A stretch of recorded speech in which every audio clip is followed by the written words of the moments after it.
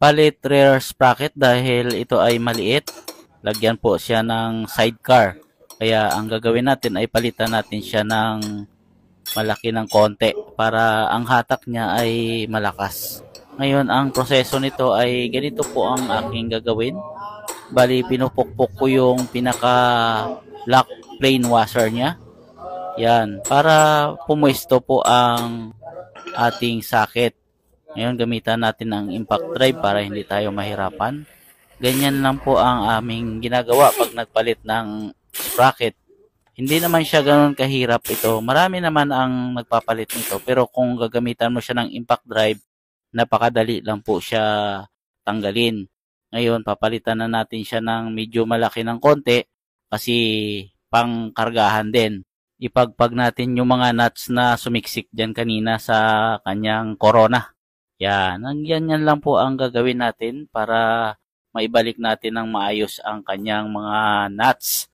Ngayon, ito naman po ang kanyang sprocket na medyo malaki ng konti.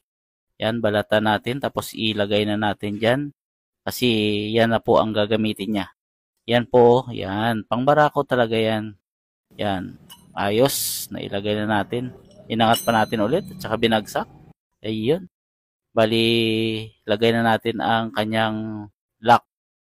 Pinaka plain washer niya na lock. Yan.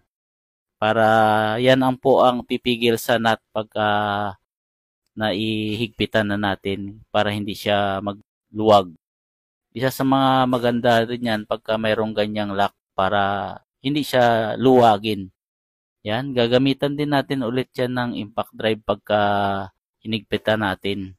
Para yan ay talagang sigurado na hindi basta-basta lumuluwag. Ganyan.